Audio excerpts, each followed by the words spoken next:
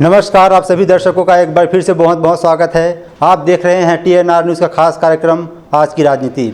साथियों, ये हमारा दूसरा पार्ट है। पहले पार्ट में हम जो सवाल जवाब का है उसमें सभी 90 विधायकों के साथ इंटरव्यू किए हैं और उनके जीवन के बारे में और सफ़र को जानने का प्रयास किए हैं। इस कड़ी में हम ऐसे युवा नेताओं को ले रहे हैं जो अभी की राजनीति में अपने खास छाप रखते हैं और आने वाले राजनीति में उनका एक बहुत महत्वपूर्ण भूमिका हो सकती है। आज हमारे साथ मेहमान हैं पीयूष मिश्रा जी, जो भाजपा के और युवा नेता हैं। आपका बहुत बहुत स्वागत है। धन्यवाद सर। हम आगे बढ़ेंगे चर्चा में, लेकिन उससे पहले हम जानना चाहते हैं कि कौन है पीयूष मिश्रा जी, क्योंकि हमारा कार्यक्रम का उद्देश्य यही है कि हम जो युवा नेता हैं उनके बारे में जानें और जनता तक पहुंचाएं कि क्या कौन है, कैसे राजनीति में उनका शिक्षा दीक्षा क्या है। पीयूष मिश्रा एक सामान्य घर का एक लड़का है जिसने अपनी पढ़ाई 12वीं के बाद इंजीनियरिंग में एडमिशन लिया दुर्ग भिलाई में, शंकराचार्य कॉलेज से इंजीनियरिंग की पढ़ाई की। और वो एक टीन एज के समय, एक युवावस्था में इस देश के प्रधानमंत्री श्री अटल बिहारी वाजपेयी जी के कार्यों से प्रभावित होकर एक राजनीति में एक रुझान, राजनीति में एक झुकाव जो प्रारंभ हुआ, पोखरण का परमाणु परीक्षण हो, और इस प्रकार से 2003-2004 से राजनीति में काम करने के लिए, भारतीय जनता पार्टी के लिए काम करने के लिए घर से छुप के, क्योंकि पढ़ने गए हैं तो पढ़ाई करना ज़रूरी था, तो भारतीय जनता पार्टी का काम करने का प्रारंभ अटल बिहारी वाजपेयी जी के प्रधानमंत्री कार्यकाल के दौरान उनसे प्रभावित होकर ही किया गया था। दुर्ग भिलाई में इंजीनियरिंग के समय ही राजनीति में काम करने का मौका मिला। 2004 में वहाँ नगर निगम चुनाव में काफ़ी अच्छे से काम करने का मौका मिला, क्योंकि चुनाव ही एक राजनीति का बहुत बड़ा सीखने का प्लेटफॉर्म होता है, और उसी तहत चालू हुआ। उसके बाद से फिर 2008 से विभिन्न दायित्वों में रहते हुए, भारतीय जनता युवा मोर्चा के विभिन्न प्रदेश के दायित्वों में रहते हुए, काम करते हुए भारतीय जनता पार्टी कार्यकर्ता के रूप में आज भी कार्यरत है। पढ़ाई का ऐसा है कि इंजीनियरिंग किया है मैंने इलेक्ट्रॉनिक्स टेलीकम्युनिकेशंस में। उसके बाद मैं MBA किया हूँ IIM पुणे से। वो 2 साल का आप ब्रेक कर सकते हैं कि 2004 से आज तक में 2 साल गैप किया जा सकता है, जो राजनीति में नहीं किया, लेकिन उसके बाद से लगातार आप 2004 से अभी तक राजनीति कर रहे हैं। MBA मार्केटिंग में किया है मैंने। कुछ साल यहाँ पे ICICI लोम्बार्ड में नौकरी भी किया मैंने 2 साल। जी, तो आपका राजनीति में आने का जो रुझान था, क्या कॉलेज लाइफ से ही था कि उससे? कॉलेज लाइफ में ही था। अटल बिहारी वाजपेयी जी हमारे देश के प्रधानमंत्री 1999 से 2004 का जो उनका कार्यकाल था, उसी समय थोड़ा सा देश के बारे में और चीज़ों के बारे में समझ आना चालू हुआ, और जब देखा कि इस प्रकार से कोई देश की सेवा कर रहा है कि इतने साल आज़ादी की होने के बावजूद भी परमाणु का परीक्षण नहीं हो पा रहा था, जिसको अटल बिहारी वाजपेयी जी ने अपने कार्यकाल में करवाया। USA की तिरछी नज़र थी, उसके बावजूद भी इस परीक्षण करवा के भारत को एक सशक्त देश बनाने में उन्होंने अपना योगदान दिया। उसी से प्रभावित होकर मन में ख्याल आया कि राजनीति में ही आके बड़ा बदलाव, सकारात्मक बदलाव लोगों की ज़िंदगी में लाया जा सकता है, जिसके तहत इसमें काम करने का प्रेरणा मिला और काम कर रहे हैं आज भी। जी, जैसे कि आपने बताया कि घर वालों से छुप कर मैं राजनीति का काम कर रहा था, तो अब जब आप राजनीति में हैं तो कितना सपोर्ट मिलता है? देखिए, राजनीति एक ऐसा चीज़ है, चूँकि मेरे पिताजी भी राजनीति में हैं, तो वो इसके सारे प्रोज एंड कॉन्स को जानते हैं। क्या इसमें परेशानियाँ झेलने को पड़ती हैं, क्या तकलीफ़ें आती हैं, तो शायद उनकी इच्छा नहीं रही थी कभी कि मैं भी राजनीति में आऊँ, परंतु एक मैंने जैसे आपको बताया जो कारण रहा मेरा, और मुझे ऐसा लगा कि अगर मुझे सकारात्मक परिवर्तन लोगों की ज़िंदगी में लाना है बड़े पहलू में, बड़े स्वरूप में, तो राजनीति ही केवल उसका माध्यम हो सकता है। अब जब एक बार समझ में आ गया घर वालों को भी कि इसकी राजनीति में इच्छा भी है और ये कुछ एक भाव लेके चल भी रहा है, तो अब काफ़ी सपोर्ट भी मिलता है। क्या कभी आपने आइडेंटिफाई करने का प्रयास किया कि जो BJP का आइडियोलॉजी है कांग्रेस का है? जैसे ये आप पहले बता चुके हैं कि अब अटल जी को देखकर राजनीति में आए हैं, तो कांग्रेस के पक्ष में भी, कांग्रेस पार्टी में बहुत सारे ऐसे नेता जिनको देखकर आपको लगता है कि हाँ, इस रास्ते में चलना सही हो सकता है, तो आपने BJP को चुना? देखिए, भारतीय जनता पार्टी एकमात्र पार्टी है देश की जो किसी एक परिवार से संचालित नहीं होती है। भारतीय जनता पार्टी एकमात्र ऐसी पार्टी है देश की जिसके लिए देश प्रथम, पार्टी उसके बाद और स्वयं उसके आखिरी में। Party nation first, party next, self last, इस विचारधारा को लेकर भारतीय जनता पार्टी काम करती है। बाकी जो पार्टी हैं अगर आप उसको गौर से देखेंगे तो उसमें ठीक उल्टा है। सेल्फ फर्स्ट, फिर पार्टी और फिर देश। Bharatiya Janata party nation first केवल कहने के लिए नहीं कहती। आप उसकी किसी भी इकाई की किसी भी बैठक में चले जाइए, जहाँ एक छोटा से छोटा कार्यकर्ता रहे, चाहे बड़ा से बड़ा कार्यकर्ता रहे, आप उसके किसी भी आप मतलब बिना बनाए चुपचाप जाके भी देख सकते हैं उस बैठक का। आप ये बिल्कुल मान के चलिए कि भारतीय जनता पार्टी का कार्यकर्ता, चाहे वो बड़ा कार्यकर्ता हो, छोटा कार्यकर्ता हो, बूथ लेवल का कार्यकर्ता हो, वो भारत माता की जय से अपना ही उद्बोधन या अपना विषय को प्रारंभ करता है। ये हमारे संस्कार में है। तो इसीलिए भारतीय जनता पार्टी चूँकि नेशन फर्स्ट की बात करती है, देश हित की बात करती है, देश सर्वोपरि कह जाती है, इसीलिए ही एक देशभक्त होने के नाते आप केवल आर्मी या डिफेंस में जाके एक देशभक्ति करें ऐसा जरूरी नहीं है। आप इस तरीके से भी एक देशभक्ति कर सकते हैं।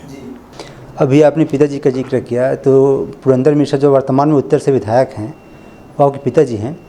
जब विधायक वर्ष चुन कराया, चूँकि पहली बार चुनाव लड़ रहे थे और पहली बार में 23,000 मार्जिन के साथ जीत कराना बहुत बड़ी बात होती है, क्या आपके पॉलिटिकल करियर को बाउंसअप करेगा ये? मैं जैसा कि आपको बताया, भारतीय जनता पार्टी में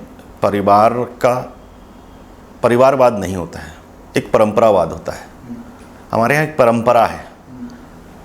पिताजी ने कई वर्षों से निष्पक्ष होकर सेवा किया है। वो कई सालों से प्रयासरत रहे, लेकिन उनको सफलता नहीं मिली जो कि अभी मिली। वैसे अगर मैं देखूं तो कई 300 साल से मैं उनको देख रहा हूं कि वो प्रयासरत रहे और उनको अब जाके 2023 में सफलता मिली विधायक का टिकट पाना और विधायक बनने का। लेकिन उस सफलता या असफलता में उन्होंने कभी अपने कदम को पीछे नहीं किया। वो उसी गति से ही समाज सेवा में और लोगों के ज़िंदगी में बदलाव लाने के प्रण को लेकर आगे बढ़ते रहे। तो उस परंपरा को आगे बढ़ाने का काम मुझे ऐसा लगता है कि मैं करना चाहूँगा, और बाकी उसके बाद जो होगा वो पार्टी तय करेगी और मेरा भाग्य तय करेगा। 2000 का जो राजनीति था और अभी की जो राजनीति से बहुत अंतर आ चुका है। आपको क्या लगता है अभी के जो युवा है राजनीति में आना चाह रहे हैं, उनका सिर्फ एक ही एम नहीं कहूँगा, लेकिन कहीं ना कहीं एक ज़्यादा झुकाव रहता है कि पावर गेम। क्या राजनीति को पावर गेम समझ कर राजनीति में आ रहे हैं आजकल के युवा? नहीं, देखिए क्या होता है, आपने सही कहा है कि 2000 और अभी में बहुत परिवर्तन आ गया। हम खुद भी देखते हैं थोड़ा आजकल शॉर्टकट का ज़्यादा ज़माना है। लेकिन यकीन मानिए कि भारतीय जनता पार्टी में शॉर्टकट तो होते ही नहीं हैं। आपको पार्टी तपाएगी, आपको तरासेगी, उस तरीके से काम पे लगाएगी, और आप जब पूरी तरीके से पक के तैयार होंगे तभी आपको मौका भी मिलेगा। आप में अगर क्वालिटी है और आप में अगर दम है तो पार्टी आपको मौका देने से पीछे नहीं हटेगी। जो शॉर्टकट वाली बात आप कह रहे थे कि जो पावर गेम हो गया है, कोई भी राजनीति का जो रहता है वो पूरी तरीके से नहीं रहता है। आप 5 साल के लिए चुने जाते हैं, आपकी सरकार बनती तो 5 साल के बनी जाती है। उस कार्यकाल के बेसिस पे ही आपको आने वाले समय में मौका मिलेगा नहीं मिलेगा इसका तय होता है, निर्धारण होता है। तो कोई ज़रूरी नहीं है कोई 20 साल से भी मुख्यमंत्री रहता है और उसके बाद उसको 1/3 सीट भी नहीं मिलती है और वो एकदम कम नंबर पे आ जाता है। तो यही राजनीति का सबसे अच्छा मिसाल है कि भाई इसमें लोकतांत्रिक है, जनता जनार्दन है। आपको जो है कठिन परीक्षा, और परीक्षा में आपको हमेशा एक कसौटी पे पैमाने पे कसा जाएगा। अगर मैं आपसे ये पूछूं, चूँकि आप युवा हैं, राजनीति में हैं, एक्टिव राजनीति कर रहे हैं, तो एक युवा का सोच कैसे होना चाहिए राजनीति को लेकर और जनता की वेलफेयर को लेकर? देखिए, मैं जैसा कि पहले आपको बताया कि राजनीति एक मंच है, एक माध्यम है जिससे आप कई लोगों की ज़िंदगी में सकारात्मक बदलाव ला सकते हैं। ऐसी योजनाएं आ सकती हैं, सरकार आपकी ऐसी योजनाएं ला सकती है जिससे बहुत बड़े एक टुक समाज का, एक बड़ा सेक्टर का एक उद्धार हो सकता है, एक सकारात्मक बदलाव उनके जीवन में आ सकता है। उसको करने का माध्यम राजनीति है। युवा कार्यकर्ता चूँकि नीति निर्धारण में नहीं रह सकते, तो जो पॉलिसीज़ उनकी सरकार बनाती है उस पॉलिसी को इम्प्लीमेंटेशन के लिए युवा अपना भूमिका निभा सकता है। 100% भूमिका उस काम के लिए वो ज़रूर कर सकता है कि अगर मान लीजिए एक योजना है महतारी वंदन योजना, महतारी वंदन योजना में अगर लाभ महिलाओं को, माताओं को मिल रहा है, बहनों को मिल रहा है, तो उसका क्रियान्वयन जो हो एक अच्छे तरीके से हो जिससे लाभ मिले हितग्राही को, उसकी चिंता एक युवा को करना चाहिए। और आज के ज़माने में सोशल मीडिया के आने के बाद ऐसा हो रखा है कि आपको हर चीज़ का डेटा, हर चीज़ का नॉलेज, हर चीज़ के लिए आपके पास एक मोबाइल होना जरूरी है। सब आपको उसी पे ही मिल जाता है, तो अब काम करना काफ़ी आसान है। तो मुझे ऐसा लगता है कि आजकल के जो युवा पीढ़ी, हम सब की दायित्व यही है कि जो हमारी सरकार की योजनाएँ हैं उस योजनाओं का क्रियान्वयन इस तरीके से हो कि उचित तरीके से उसका लाभ हितग्राहियों को मिले। जी, अगर मैं मोटा रूप से आपसे पूछना चाहूँगा, क्योंकि छत्तीसगढ़ को बने आज 23 साल हो गए, 24 साल कांग्रेस की भी सरकार इसमें रही है, बीजेपी की इसमें रही ज़्यादा रही है, तो कितना डेवलपमेंट हो चुका है, चूँकि हो पाया है, जब हम देखते हैं चाहे वो इंफ्रास्ट्रक्चर की हो जाए या फिर एजुकेशन की हो जाए, चाहे हेल्थ की हो जाए, चाहे रोड की हो जाए, क्या लगता है आपको? देखिए, डेवलपमेंट वाइज छत्तीसगढ़ में काफ़ी काम हुआ है। 2003 से 2018 जब डॉक्टर रमन सिंह जी की सरकार थी, भारतीय जनता पार्टी की सरकार थी, तो उस सरकार में कई डेवलपमेंटल वर्क हुए हैं।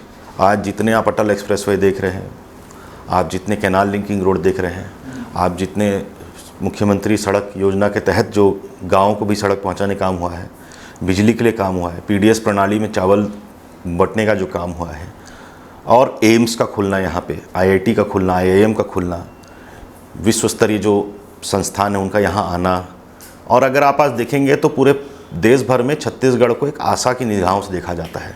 एक ऐसा प्रदेश के रूप में देखा जाता है जहाँ पे ग्रोथ, बिजनेस ग्रोथ पॉसिबल है। तो उसी प्रकार से अलग अलग प्रदेशों से भी इन्वेस्टर्स यहाँ आने के लिए प्रयासरत हैं। थोड़ी सी गाड़ी पटरी से उतर गई थी 2018 से 23 तक जब कांग्रेस की सरकार आई थी। अब लेकिन देश जनता जनार्दन को समझ में आ गया कि डेवलपमेंटल जो है वो भारतीय जनता पार्टी कर सकती है, हमने बनाया हम ही संवारेंगे, उसी मूल मंत्र को लेकर सरकार काम भी कर रही है। कांग्रेस पार्टी का जो वहाँ जो लीडर है उनका अभी भी ये कहना है कि जनता धोखे में आ गई थी, इसलिए बीजेपी को वोट की है।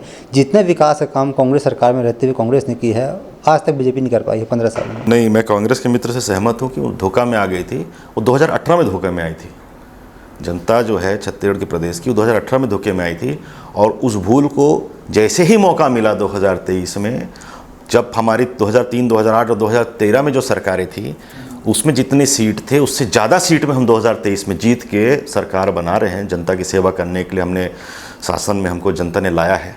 तो कांग्रेस मित्र का कहना सही है, धोखा में आ गई थी 2018 में, जिसको अब जनता ने तुरंत समझ के अपने गलती को ठीक कर लिया, और 2023 में वापस से भारतीय जनता पार्टी की सरकार प्रदेश को दी। प्रदेश में भाजपा की सरकार वापस आई, लेकिन इसके पीछे कहीं ना कहीं बीजेपी की रणनीति है, और रणनीति सही है कि गलत है आप बेहतर समझ सकते हैं। अगर पार्टी के द्वारा ऐसा आरोप लगाया गया कांग्रेस पार्टी के द्वारा कि अपने जो सेंट्रल पावर को यूज़ करके आईटी जो सीबीआई उसका यूज़ करने के बाद अगर उनका खाता सीज करने के बाद जीत रही, तो फिर इसको जीत थोड़ी ना बोलेंगे। देखिए, आज जो भी प्रकरण के तहत कांग्रेस के लोग, उनके बिजनेस एसोसिएट, उनके सरकार के कलेक्टर, मुख्यमंत्री जी के ओएसडी, ऐसे लोग अगर जेल की सलाखों के पीछे हैं तो निश्चित तौर पे उन्होंने कुछ किया है, तभी ये चीज़ है। ये प्रमाणित रूप से ही शराब का कांड हो, कोयला का कांड हो, पीएससी में भर्ती घोटाला हो, ये सब जग जाहिर है, लोगों को दिख रहा है। तब पीएससी में कोई कांग्रेस परिवार का ही आदमी सिलेक्ट होता था, तब पीएससी में कोई बड़ा व्यापारी का बेटा सिलेक्ट होता था। अभी हमने पीएससी का रिजल्ट निकाला है, उसमें आप देखिए जो पहला रैंक लाया है वो किसान का बेटा है। मैं उनका नाम भूल रहा हूँ, वर्मा करके जो सिलेक्ट हुए हैं वो किसान का बेटा है। ये फ़र्क दिखता है लोगों को। रविशंकर वर्मा जी जो प्रथम आए हैं अभी पीएससी के एग्ज़ाम में, वो किसान का बेटा है। ये फ़र्क लोगों को दिखता है। और उस समय ये भ्रष्टाचार का जो खेल इन्होंने खेल रहा था, उसके तहत जो कार्रवाई है, कानूनी कार्रवाई तो होगी ही होगी, कोई बचा नहीं है, ना बचेगा। घोटाला सरकार करती है, पार्टी करती है, लेकिन जो इसका इम्पैक्ट होता है वो युवाओं के ऊपर होता है। जैसे कि अब युवा हैं, बहुत सारे युवा पता नहीं कितने सालों से तैयारी करते रहते हैं, लेकिन जब उनको ये पता चलता है कि उनके साथ धोखा हुआ है तो उनके पास रह क्या जाता है, इसका उपाय क्या होना चाहिए? देखिए, युवाओं का एक संघर्ष हुआ था जब पीएससी का घोटाला उजागर हुआ था। युवा मोर्चा में तब हम लोग भी काम कर रहे थे और उस आंदोलन में हमने भी हिस्सा लिया था, और बढ़ चढ़ के पूरा युवा प्रदेश भर का आया था। और युवाओं के बीच में एक आग थी, उनके अंदर एक गुस्सा था, एक फ्रस्ट्रेशन था कि उनके साथ गलत हुआ है। क्योंकि कोई तैयारी कर रहा है और ऊपर से ही कोई हेलीकॉप्टर जैसे आके सिलेक्ट हो जाएगा, तो उस युवा के साथ वो छलावा है। और ये जिस तरीके से वो किया जा रहा था, ये केवल उस युवा के साथ गलत नहीं हो रहा है, वो इस प्रदेश के साथ भी गलत हो रहा है और देश के साथ भी गलत हो रहा है। क्योंकि वो युवा आगे चल के ऐसे प्रशासनिक पदों पे जाएगा जिससे वो निर्णय लेगा, जिससे बहुत बड़े लोगों की जीवन में परिवर्तन आएंगे। और अगर वो इस प्रकार का सेटिंग करके, पैसों का लेन देन करके अगर वो सिलेक्ट होकर आएगा, तो वो उसमें वो बात नहीं रहेगी जो एक प्रशासनिक अधिकारी में रहनी चाहिए। तो गुस्सा तो था ही। और आज देखिए, भारत देश में 60-65% आबादी युवाओं की है, 70% आबादी युवाओं की है। तो आज हम जो 54 सीट लेके आए हैं उसमें हमको जो वोट प्रतिशत मिला है, जो वोट मिला, उसमें बहुत बड़ा योगदान युवाओं का रहा, महिलाओं का रहा, माताओं का रहा। तो वो नाराज़गी दिख ही रही थी। माताएं जिनके बच्चे पढ़ते थे और सिलेक्ट नहीं होते थे उनका भी नाराज़गी दिखा। युवा जो पढ़ के मेहनत करते थे उनको रैंक नहीं मिलता था, सिलेक्शन नहीं होता था और किसी संभ्रांत परिवार के लोगों का हो जाता था, उसका भी गुस्सा निकला। तो करनी का फल मिल गया है कांग्रेस को। कांग्रेस महतारी वंदन योजना को एक मास्टर स्ट्रोक बता रही है, लेकिन मेरा ये कहना है अगर आपके शासनकाल के दौरान अगर ऐसे घोटाले हो जाए, कोल घोटाले की बात की जाए, महादेव सट्टा ऐप हो जाए या पीसी घोटाला, तो क्या ये भी कारण का फैक्टर रहा? बिल्कुल फैक्टर रहा। महतारी वंदन तो एक नाम का बहाना है बीजेपी के लिए, बाकी तो नहीं। देखिए क्या होता है, चुनाव जब होता है तो चुनाव एक मिक्स होता है, मिक्स रिएक्शंस का एक रिजल्ट में परिणित होता है। उसमें महतारी वंदन जो हमने घोषणा किया था, जो हम अभी लागू भी कर रहे हैं और काफ़ी अच्छे से चल रहा है, हमारे 10 किस्त जा चुकी हैं, वो भी एक फैक्टर था और उनसे नाराज़गी भी एक फैक्टर था। हमारे तो जो हमने घोषणा किए, जो 2018 के पहले 15 साल जो हम सरकार चला के दिखाए और जो 18 से 23 में जो यहाँ पे हाहाकार मचा था, जिस प्रकार का भ्रष्टाचार प्रदेश भर में हो रहा था, एक एटीएम के रूप कांग्रेस की सरकार यहाँ काम करती थी, सेंटर में पैसा भेजने के लिए एटीएम के रूप से लूटो और खसोटो और सबको तरफ से डाका डाल दो, इस प्रकार का जो दिखा वो भी एक फैक्टर रहा। तो एक मिला जुला फैक्टर के तहत भारतीय जनता पार्टी को इतना बड़ा मैंडेट 2023 के चुनाव में मिला और उसके बाद 2024 के लोकसभा चुनाव में भी मैंडेट रिपीट हुआ। तो निश्चित तौर पर दोनों का ही इसमें योगदान है। जी, इस बात से सरकार एग्री करती है कि जितने भी युवा हैं सबको गवर्नमेंट जॉब नहीं दिया जा सकता, लेकिन क्या गवर्नमेंट जॉब के अलावा भी ऐसा कुछ दूसरा रास्ते नहीं जिनके माध्यम से उनको उनके हाथों को रोजगार मिल सके? देखिए, मोदी जी 2014 में प्रधानमंत्री बने हैं, तब से उन्होंने एक स्किल डेवलपमेंट भी एक विभाग बनाया है। आज की डेट पे स्किल्ड लेबर की बहुत डिमांड है। आप में अगर स्किल है तो आपको हाथों हाथ कंपनियाँ लेंगी, चाहे वो प्लम्बर बन के हो सकते हैं, आप इलेक्ट्रिशियन बन के हो सकते हैं, आप सिविल के एक अच्छे मेसन के रूप में हो सकते हैं, राजमिस्त्री के रूप में हो सकते हैं। तो आपको चाहे कंप्यूटर के क्षेत्र में हो, चाहे फाइनेंस के क्षेत्र में हो, चाहे और किसी क्षेत्र में हो, आपको अपना स्किल को डेवलप करना है। स्किल का ज़्यादा आज डिमांड है।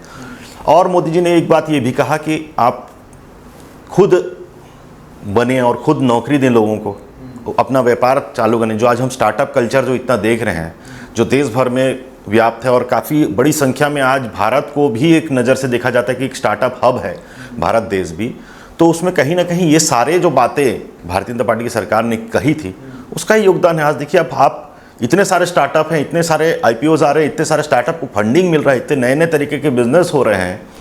वो जो सोच को बदलाव करने का जो प्रारंभ हुआ था वो मोदी जी की सरकार ने किया था कि उन्होंने इतना उनको ग्रोथ दिया, उतना इनको सपोर्ट किया, इतना उनको टैक्स में रियायत दिया, उनको लोन भी दिलवाया कि आपको मुद्रा लोन के तहत ऐसे नए स्टार्टअप SMEs लोगों को भी कुछ कुछ मिलेगा। इस प्रकार से उन्होंने जो एक माहौल बनाया, उस माहौल का ही नतीजा है कि आज लोग खुद का व्यापार करने में हैं। आज चाय बेच के लोग लाखों के इनकम कर रहे हैं, जो कि एक नौकरी पे नहीं शायद संभव हो सकता था। तो इस प्रकार से यूट्यूब के चैनल बनाने का एक माध्यम है जिसमें आप अगर सिविल के एक अच्छे जानकार हैं तो आप यूट्यूब में एक चैनल बनाइए, उसमें जानकारी दीजिए, तो आपका चैनल हिट हो जाता है, तो उससे आपको लोग सब्सक्राइबर मिलते हैं, जिससे आपका एक अच्छा। तो ये कल्चर जो चेंज हुआ, ये कल्चर चेंज हुआ मोदी जी के आने के बाद, और कल्चर चेंज होने का परिणाम ये निकला कि आज अधिक से अधिक युवा इस क्षेत्र में आगे बढ़ना चाह रहे हैं। जी, यहाँ छत्तीसगढ़ की बात करें तो यहाँ से जितने भी जो युवा हैं ज़्यादातर उन लोग किसान परिवार से बिलोंग करते हैं, तो किसान को ही एक आय का साधन या फिर रोजगार का साधन क्यों बना सकते हैं? देखिए, किसान के हित में सोचने का काम ये सरकार सदैव करती रही है, चाहे प्रदेश की सरकार भारतीय जनता पार्टी की सरकार हो, चाहे केंद्र की भारतीय जनता पार्टी की सरकार। और आप देखिए, आज उन्नत टेक्नोलॉजी के तहत कई तरीके की किसानी, लोग बड़े बड़े पैकेज को, नौकरी को, पैकेज को छोड़ के आके किसानी कर रहे हैं। कई सारे हमारे भाई बंधु परिचित के लोग भी आजकल कर रहे हैं, और उन्नत टेक्नोलॉजी का इस्तेमाल करते हुए ऑर्गेनिक फार्मिंग की तरफ उनका ध्यान है, हाइड्रोपोनिक्स की तरफ उनका ध्यान है। एकदम छोटे कमरे में आप और हम जानते थे कि केसर केवल कश्मीर में होता था। आज छोटे छोटे 1 एकड़ 10,000, 5,000, 1,000 स्क्वायर फीट की जगह में लोग केसर की फार्मिंग करके कई लाखों का मुनाफा कमा रहे हैं। तो आज ये सारी सुविधाएं उपलब्ध हैं। अब हमारा कर्तव्य ये होता है कि हम उन सबको सीखें, लोगों को जानें और उस पर काम करें, जिसके लिए भारतीय जनता पार्टी की सरकार अच्छे से काम कर रही है, मेरा ऐसा मानना है। जी, नक्सलवाद भी छत्तीसगढ़ के जो विकास की धारा है उसमें कहीं ना कहीं एक रुकावट बाधा का काम कर रहा है। तो क्या लगता है कि जो भी सरकार जो वर्तमान बीजेपी की है, जो एक्शन लिया जा रहा है नक्सलियों के खिलाफ, चाहे उसको इनकाउंटर के रूप में हो, चाहे घर वापसी के रूप में हो, तो इसको कहीं ना कहीं कांग्रेस एक परछाई के रूप में देख रही है कि बीजेपी अपने पीठ थपथपाने के लिए गरीब आदिवासी जो है उनका इनकाउंटर करवा रही है। क्या सच में ऐसा कुछ हो रहा है? देखिए, कांग्रेस की बात को ना जनता सीरियसली लेती है, ना यहाँ का कोई आवाम उसको सीरियसली लेता है, ना हम सीरियसली लेते हैं। 2023 दिसंबर 13 को शपथ लेने के बाद से विष्णुदेव साय जी की सरकार ने, हमारे गृह मंत्री विजय शर्मा जी ने, हमारे केंद्रीय गृह मंत्री अमित शाह जी के नेतृत्व में एक मिशन चला रखा है, जिसके तहत उन्होंने एक टारगेट रखा है कि 2025-2026 तक हम नक्सल मुक्त हो जाएंगे। और उसके तहत उन्होंने एक स्ट्रैटेजी बना के एक ऑपरेशन को अंजाम दिया, जिसके तहत आपको अभी रिजल्ट दिख रहा है। कई सारे नक्सलियों को घर वापसी हो रही है, कई सारे आत्मसमर्पण कर रहे हैं, कई एनकाउंटर हो रहे हैं। ये आप ये समझिए कि ये बिना प्लान बनाए, बिना कोई योजना बनाए ये चीज़ करना संभव नहीं। और आज विभिन्न प्रकार के प्रोत्साहन की योजनाएं भी हम घर वापसी किए हुए नक्सली भाइयों को जो मुख्य धारा में लौट रहे हैं, उनके लिए भी कई सारी योजनाएं, जैसे अभी हाउसिंग का हमारा एक तो प्रोजेक्ट आदरणीय विष्णुदेव साय जी ने चालू किया कि उनको भी आवास का लाभ मिलेगा।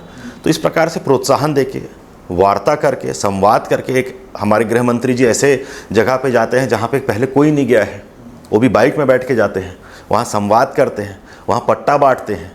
तो ये सब करके एक सकारात्मक माहौल बना के मूलतः बड़े स्वरूप में, बड़े तरीके से उनके आत्मसमर्पण के माध्यम से, घर वापसी के माध्यम से हम इसको ख़त्म करने के दिशा में आगे बढ़ रहे हैं और निश्चित तौर पे इस पर सफलता मिलेगी। जी, माहौल बनाने का प्रयास करी बीजेपी, लेकिन प्रदेश का माहौल बिगड़ा हुआ है। चाहे हम बात करें बलौदाबाजार की, कवर्धा की, बीरनपुर की या फिर सूरजपुर की, क्या लगता है क्या लॉ एंड ऑर्डर कहीं ना कहीं कमज़ोर हुई है? देखिए, लॉ एंड ऑर्डर कमज़ोर नहीं है। चाहे बलौदाबाजार की बात करें तो बलौदाबाजार में कांग्रेस के विधायक आज भी उनके ऊपर कार्रवाई चल रही है।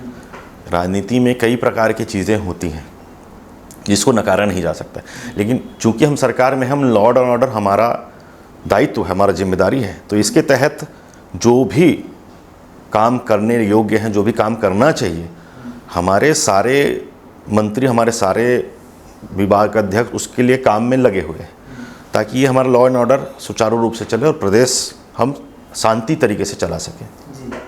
मातृवंदन योजना ये तो मास्टर स्ट्रोक रहा। बीजेपी 50% जो वोटर्स है उसको कहीं ना कहीं अपने ओर खींचने में कामयाब रही। तो अभी भी ये सवाल उठ कर आ रही है, क्या दूसरा फेज़ इसका स्टार्ट होगा? क्योंकि बहुत सारी महिला अभी भी जो इससे वंचित हैं। देखिए, हमने अभी प्रारंभ किया है, अभी 1 साल उस योजना को नहीं हुई है, और कहीं ना कहीं इसका फीडबैक सरकार ले रही है, उनके सारे जो तंत्र हैं उनके माध्यम से, कार्यकर्ताओं के माध्यम से, नेताओं के माध्यम से, जनप्रतिनिधि के माध्यम से। तो अगर ये ऐसा पर सरकार को लगे कि इसमें कुछ और एडिशन करना है जिससे और भला हो जाए, कुछ और इस पर छोटे छोटे माइनर चेंजेस करने जिसका इसका स्पेक्ट्रम बड़ा हो जाए, तो विष्णु सरकार जनहित में करने वाले कोई भी काम के लिए पीछे नहीं हटेगी, ऐसा मेरा मानना है। मंत्रिमंडल में आधे से ज़्यादा नए हैं, नई सोच के साथ बीजेपी आगे बढ़ना चाह रही है, लेकिन कांग्रेस इसको टारगेट कर रही है। आपको लगता है कि जो नई सोच के साथ राजनीति में आगे बढ़े, एक नया कल्चर स्टार्ट किया जा रहा है, ये प्रदेश के लिए कितना फ़ायदेमंद रहने वाला है? देखिए, नए लोगों को अवसर मिले, नए लोग भी आगे आएँ, नए लोगों को जिम्मेदारी मिले, नए लोग भी अपने गुणों का एक डिस्प्ले कर पाएँ कि मेरे में क्या क्वालिटी है, मैं उसको दिखा पाऊँ। ये तभी संभव है जब उसको मौका मिलेगा। आज भारतीय जनता पार्टी में आप देखेंगे तो कई नए लोगों को टिकट मिला भारतीय जनता पार्टी से।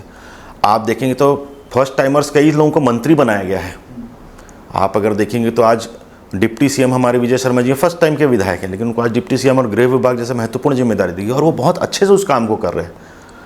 तो कहने का मतलब ये है कि आप भी आज इस कार्यक्रम के माध्यम से आने वाले पीढ़ी जो राजनीति में आगे आ सकते हैं, ऐसे लोगों का आप साक्षात्कार कर रहे हैं।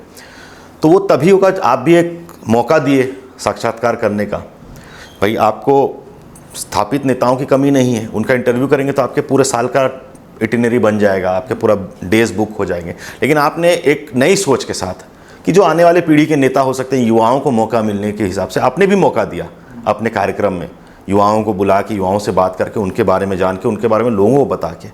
तो ये कहीं ना कहीं इससे जो लाभ मिलेगा वो युवा का एक्सपोजर बढ़ेगा। ठीक उसी प्रकार से सरकार भी और भारतीय जनता पार्टी भी इस लाइन में सोचती है कि हम नए लोगों को मौका देंगे तो निश्चित तौर पे आने वाले समय में वो नेतृत्वकर्ता अच्छे से काम करके दिखा पाएंगे।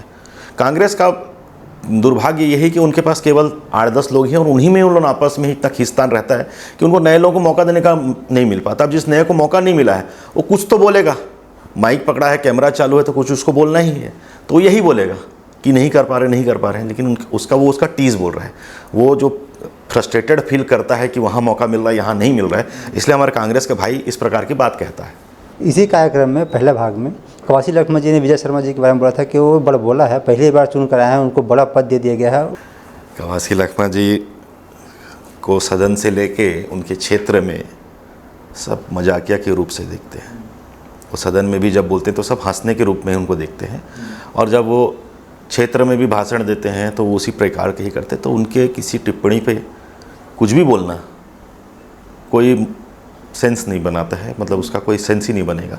वो अब लाइमलाइट में आने के लिए कुछ बोलना है, शायद अभी उनके नए प्रदेश अध्यक्ष की तलाश चल रही होगी, तो इसलिए इस प्रकार का स्टेटमेंट देके ऊपर वालों को खुश करने का प्रयास कर रहे होंगे। दो डिप्टी सीएम छत्तीसगढ़ में क्या जरूरत पड़ गई? क्या वाकई बीजेपी को डर था अंतर कलह होने की?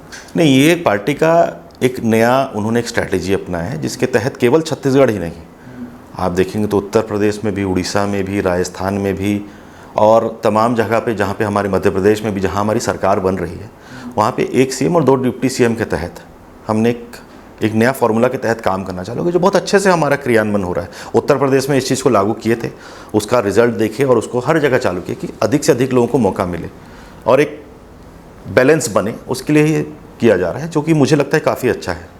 इसी कार्यक्रम में हमारे साथ दोनों डिप्टी सीएम का इंटरव्यू हुआ था। उनका कहना था कि जो 1 साल हुआ है समय भाजपा का, उसमें आधे से ज़्यादा उसमें काम बीजेपी कर चुकी है 1 साल में, और जो आने वाले 4 साल उसमें हम एडिशनल काम करने वाले। तो क्या लगता है कि जो भी तक योजनाएं चलाई गई या फिर निकाली गई बीजेपी द्वारा, वो सक्सेसफुल रहा है? निश्चित तौर पे सक्सेसफुल रहा है। उसका सक्सेस का पैमाना ये है कि आज 70 लाख महिलाओं को प्रति माह 1000 रुपये का प्रोत्साहन राशि मिल रहा है, माताओं बहनों खुश हैं। उसका पैमाना ये भी है कि आज एक किसान परिवार का बेटा पीएससी में टॉपर बनता है। उसका पैमाना ये भी है कि आज नक्सलवाद ख़त्म होने के दिशा में आगे बढ़ रहे हैं। उसका पैमाना ये भी है कि आज इन्वेस्टर्स अलग अलग क्षेत्रों से छत्तीसगढ़ में आके इन्वेस्ट करने के लिए सोच रहे हैं। उसका पैमाना ये भी है कि एक पारदर्शी सरकार, एक ट्रांसपेरेंट सरकार, एक स्वच्छ सरकार यहाँ पे ऑपरेशनल है, जिसके तहत कई सारे नई नई योजनाओं को लेके काम हो रहा है। तो मुझे ऐसा लगता है कि 1 साल में जो 5 साल का जंगल राज था कांग्रेस का, भूपेश बघेल जी का, वो 1 साल में ही हमने उसको काफ़ी ठीक कर दिया है, और आने वाले 4 साल में उसको और ठीक करते हुए एडिशनल उस पर और फाउंडेशन हमने बहुत मजबूत बना दिया है। फाउंडेशन के ऊपर अब बिल्डिंग बनने वाली है, और ये बहुमंजिल इमारत बनेगी ये सरकार जो रहेगी। कांग्रेस की सरकार जब थी तब भूपेश बघेल मुख्यमंत्री थे, तो वो फैसले लेते खुद से लेते थे अपने विचार से, लेकिन जो भाजपा की सीएम है कठपुतली है, ऐसा कांग्रेस का कहना है। अब विजिबल है ही नहीं, इनविजिबल है, दूसरे के हाथ में उनका कमांड है, ऐसा लगातार आरोप लगाते रहे हैं। देखिए, मैं फिर इस बात को दोहराना चाहूँगा, क्या होता है जब आप खुद काला चश्मा पहन लेते हैं तो आपको दुनिया काली दिखती है, तो आपका जैसा नियत रहेगा आपको लोग भी वैसे ही दिखेंगे। जो भूपेश बघेल केंद्र की कठपुतली थे, राहुल और सोनिया गांधी जी के निर्देशों के हिसाब से चला करते थे, उनको यही लगेगा कि ये कठपुतली है, और कठपुतली वाली सरकार ऐसे अहम फैसले नहीं ले सकती। और भारतीय जनता पार्टी लोकतांत्रिक पार्टी है, इसमें सबको अपना विषय रखने का अधिकार है। एक छोटा से छोटा कार्यकर्ता, मेरे जैसा व्यक्ति भी उस पर अपना विषय रखने का अधिकार रखता है, और उसकी बात को सुनी भी जाती है। कांग्रेस की तरह नहीं है कि यहाँ किसी को बोलने का भी अधिकार नहीं है। और अभी कुछ दिन पहले ही बिलासपुर में इनके राष्ट्रीय महामंत्री गए थे, और वहाँ पे एक स्थानीय नेता के साथ इनका तूतू मैमे, और प्रदेश महामंत्री जी गए हुए थे, सुबोध रितवाल जी, वहाँ पे उनका तूतू मैमे और झगड़ा झंझट हो गया था। इस प्रकार का कल्चर कांग्रेस का है। इस प्रकार के आपको चीज़ें देखने केवल कांग्रेस में मिलेगी, भारतीय जनता पार्टी में इस प्रकार की चीज़ें देखने मिलेंगी, क्योंकि एक लोकतांत्रिक पार्टी है, सबको बोलने का अधिकार है, सबका सम्मान है, चाहे वो वरिष्ठ हो, चाहे वो युवा हो, चाहे वो नया हो, चाहे वो पुराना हो। तो इसीलिए भारतीय जनता पार्टी उस लाइन में चलने वाली पार्टी है जहाँ पे लोकतांत्रिक तरीके से काम किया जाता है। इस बार 6 साल के लिए मौका मिला बीजेपी को, तो 6 साल का रोड मैप किस प्रकार से बनाया गया? अगर मैं आपसे पूछूं, चूँकि आप युवा हैं, युवाओं के लिए क्या क्या हो सकता है अगले 5 साल में? देखिए, अभी तो एक बड़ी जो युवाओं के लिए सबसे बड़ा जो काम था वो था पीएससी और अन्य प्रतियोगिता परीक्षाएं, जिस पे कई साल से काम नहीं हो पा रहा था, रुक गया था। एसआई भर्ती परीक्षा जो 6 साल से नहीं हुआ था, उस पर भी अब काम हो चुका है, उसका रिजल्ट आ चुका है। लगातार नए नए पदों के लिए नोटिफिकेशंस और उसके एडवर्टीजमेंट्स आ ही रहे हैं। नए लोगों को काम करने के लिए स्टार्टअप कल्चर के तहत एक प्रोत्साहन के हिसाब से भी यहाँ प्रदेश सरकार योजना लेके आ रही है। यहाँ पे आईटी सेक्टर छत्तीसगढ़ में आए, जिसके बाद यहाँ पे आईटी इंजीनियर्स लोगों को भी और इंजीनियरिंग से संबंधित जितने भी युवा हैं उनको एक मौका मिले, इसलिए यहाँ पे एक आईटी हब भी तैयार हो रहा है। जिसके तहत आईटी इंडस्ट्री, सॉफ्टवेयर इंडस्ट्री के लोग यहाँ पे आएंगे और एक सही दिशा में युवाओं के हित के लिए ये प्रदेश की सरकार काम कर रही है और जिसका रिजल्ट आपको आने वाले समय में निश्चित तौर पे दिखेगा। जी, ये पार्ट टाइम पॉलिटिक्स और फुल टाइम पॉलिटिक्स क्या है, आप बेहतर समझ सकते हैं, और आप इनमें से कौन सा कैटेगरी में पाते हैं अपने आप को? देखिए, पॉलिटिक्स तो कभी भी पार्ट टाइम होता नहीं है। पहले ज़माने में ये होता था कि पहले ज़माने में ना मोबाइल का कॉन्सेप्ट था, ना व्हाट्सएप का कल्चर था, तो नेताओं को अगर जनता की सुननी है तो एकदम लगभग उनके पास जाओ या वो नेता के पास आए तभी उस बात को कह सकते थे। आज के ज़माने में जब टेक्नोलॉजी इतनी आगे बढ़ चुकी है, वीडियो कॉल करके आप समस्या दिखा सकते हैं, आप कॉल करके अपनी समस्या को बता सकते हैं, तो एक बहुत फास्ट अप्रोच हो चुका है। तो वो जब फास्ट अप्रोच से होता है तो ऐसा लगता है कि पार्ट टाइम चल रहा है। पार्ट टाइम राजनीति में कुछ होता ही नहीं, फुल टाइम ही होता है। फुल टाइम, अब जैसे पहले क्या होता था, दुकान खोलता था कोई, ऑफिस जाता था, तब वो काम करता होता था। अभी आप आंख खोलते हैं तो आपका मोबाइल चालू हुआ, मतलब आपका काम चालू हो गया, और जब तक आप अपना आंख बंद करेंगे सोने के लिए और जब तक अपना मोबाइल को बंद नहीं करेंगे तब तक आपका काम चलता रहेगा। तो ये जो डिफरेंस है, इसी कोई पार्ट टाइम और फुल टाइम में लोग कन्फ्यूज़ हो जा रहे हैं। कोई फुल टाइम, कोई पार्ट टाइम वाला विषय राजनीति में नहीं रहता। फुल टाइम वाला काम है आपके जो लोग हैं, आपके जो जनता है, आपके जो जनता जनार्दन है, आपके जो वोटर्स हैं, वो आपको किसी भी समय किसी भी तकलीफ़ के लिए कभी भी याद कर सकते हैं। अब याद करने का तरीका आसान हो चुका है मोबाइल और टेक्नोलॉजी के आने के बाद से। जी, आप अपने आप को सेटिस्फाइड मानते हैं जब अभी आप अपने आप को देखते हैं कि आप जहाँ पास भी हैं, जहाँ पर भी हैं और आने वाले समय में जहाँ पास जाने वाले हैं, तो अभी करंट की स्थिति में खुश है अपने आप से? अभी कुछ दिन पहले ही हमारे केंद्रीय मंत्री जी, हमारे वरिष्ठ नेता हैं नितिन गडकरी जी, उन्होंने एक स्टेटमेंट दिया था, अतृप्त आत्माओं का महासागर है राजनीति। तो आप अगर किसी से भी इस सवाल को पूछेंगे, आप अपने पॉलिटिकल अभी जो आप जिस तरीके पे हैं, जहाँ जा रहे हैं, उससे आप खुश हैं क्या, तो वो इस बात को ज़रूर कहेगा कि नहीं, मैं खुश नहीं हूँ, चाहे वो किसी भी दायित्व में रहे, किसी भी स्थान पर रहे। इसका मतलब ये नहीं कि मैं कहना चाह रहा हूँ कि मैं खुश नहीं हूँ। मैंने पहले भी बताया, भारतीय जनता पार्टी में आपको पकाया जाता है, आपको उस लायक बनाया जाता है और यथोचित सम्मान सभी कार्यकर्ता का इस पार्टी में होता है। आपको अपने काम से काम, गीता में भी लिखा है, कर्म कर फल की चिंता मत कर। उसी प्रकार से कर्म करते जाना है और आने वाले समय में पार्टी को सही लगेगा, मेरे किस्मत में ठीक रहेगा तो एक अच्छा स्थान भी मिलेगा। और वैसे भी मैंने आपको बताया कि पदार्पण राजनीति में इसीलिए हुआ था कि हम बहुत सारे लोगों के लिए ज़िंदगी में सकारात्मक बदलाव ला सकें। वो आप करना चाहेंगे तो बहुत आसान है भारतीय जनता पार्टी में करने के लिए। सरकार आपकी सुनती है, आपके मंत्री, मुख्यमंत्री आपका सुनते हैं, तो आप लोगों के लिए काम करना चाहें तो बड़े आसानी से कर सकते हैं और उसी में ही खुशी है, वही करना ही चाहिए। अगर स्पेसिफिकली पूछूं आपसे मैं कि पॉलिटिकल एम्बिशन आपका क्या है? देखिए, पॉलिटिकल एम्बिशन सबका रहना चाहिए, लेकिन पॉलिटिकल एम्बिशन को लेके ही अगर आप उलझ जाएंगे तो वो एक चक्रव्यूह है जिसमें आप फंस जाएंगे। तो आप अपने आप को काबिल बनाइए। आप अपने आप को, जैसे मैंने कहा कि एक स्किल डेवलपमेंट की जब हम बात कर रहे थे, तो स्किल डेवलपमेंट खाली राजनेताओं के लिए भी लागू होता है। हमको ऐसा लगता है कि हमारे में हमको राजनेता बन के आगे बढ़ना, तो हमको भी कई सारे स्किल्स हैं जो अभी नहीं आते हैं या जो सीखने की ज़रूरत है या जिसको निखारने की ज़रूरत है। स्किल डेवलपमेंट करते रहिए, मेहनत करते रहिए, भारतीय जनता पार्टी आपको यथोचित सम्मान समय पर जरूर देगी, तय है। अगर पीयूष मिश्रा राजनीति में नहीं आ रहे तो क्या करते हैं? मेरे को यूपीएससी में जाने का बड़ा शौक़ था, क्योंकि वो भी एक माध्यम है जिसमें आप लोगों के ज़िंदगी में बदलाव ला सकते हैं। और मैं कुछ 6 महीने 1 साल दिल्ली में यूपीएससी कोचिंग के लिए भी गया था। अब संयोग ऐसा बना कि मेरे से वो चीज़ कंटिन्यू नहीं हो पाया और एक आध प्रीलिम्स वगैरह दे के यूपीएससी का फिर मैं, जो आईसीआईसीआई लुम्बाड़ में मेरी नौकरी लग गई, मैं फिर वापस रायपुर आ गया।